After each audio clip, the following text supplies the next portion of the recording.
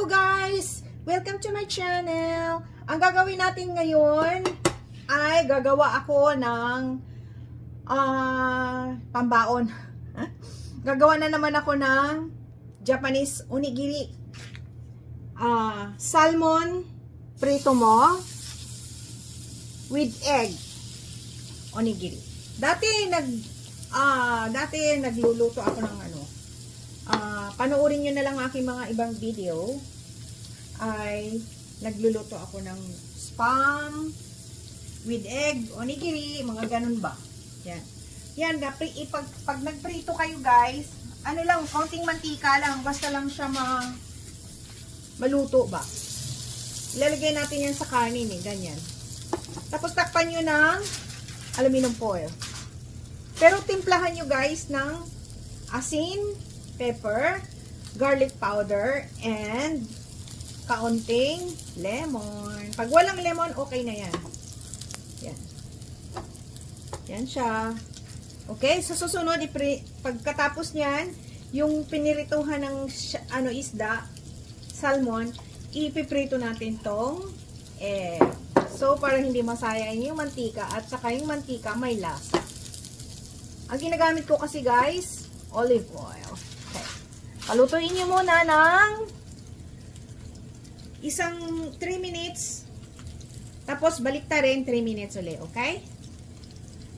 Tingnan nyo guys, nakaraan na ang 3 minutes.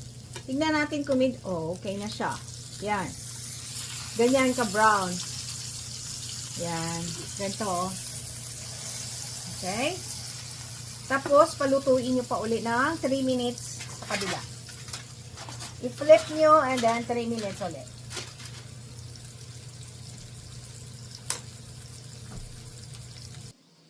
Guys, ito na luto na tong ating fish. Dudurugin natin to Ganito ka brown siya. Ayan Isunod na natin yung itlog. Para hindi masayang, saka masarap ang lasa nung pinagprituhan ng fish. Okay? Yan, dudurugin natin ito guys Wait lang.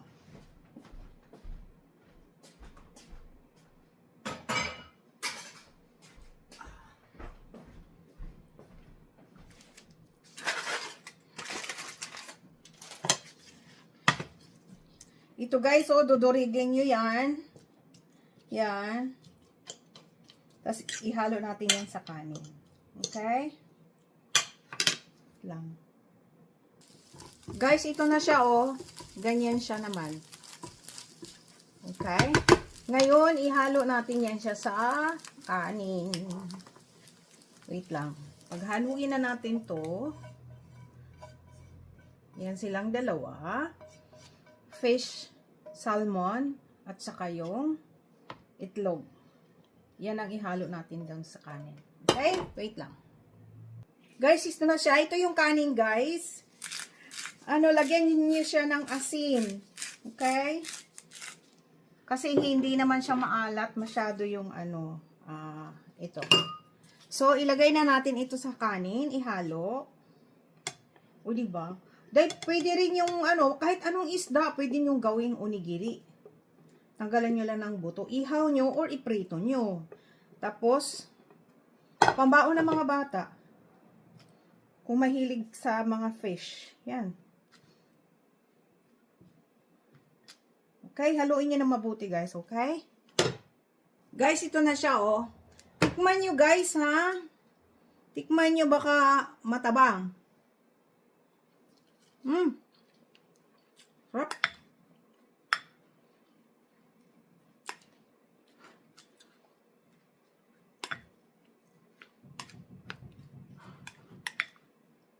Yan. Guys, ito na siya, idiin mo lang.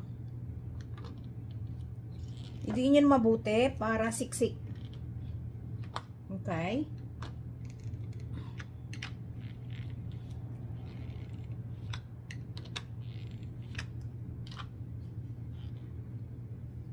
Yan. Yan. Ito na ang ating Look at that. Grilled salmon with egg onigiri. Grilled salmon with egg onigiri. Okay? Ganyan lang magawa.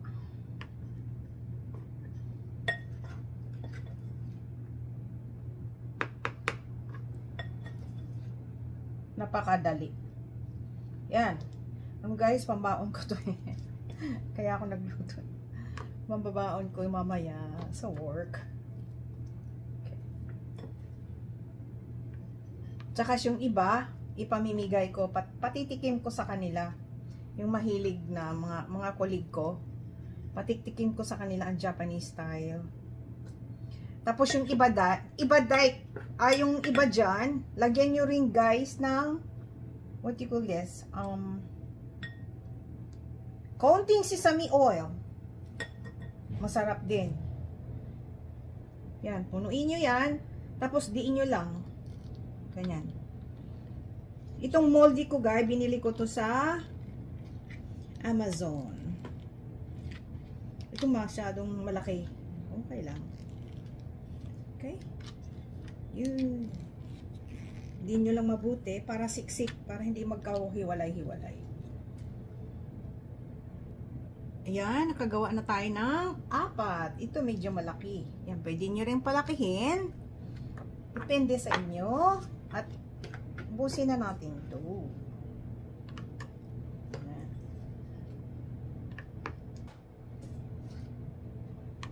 Oh, masyadong buhag-hag.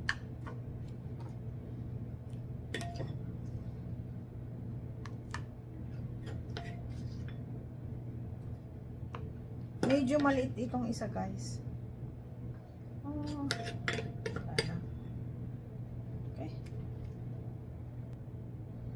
Guys, ito na siya oh. Lagyan natin siya ng nori at saka i-display natin. Tignan mo yung natira guys. Pantikim. Guys, ito na oh. Ito na ang ating Japanese grilled salmon with egg onigiri. Look at that. Diba? Masarap kaya. Okay? Ito na siya, guys. Ito na siya. Ito na siya, guys. Okay? Thank you for watching. Please subscribe, like, and share. And i-click nyo na rin yung notification bell para palagi kayong updated sa aking mga bagong video. Bye-bye! God bless all!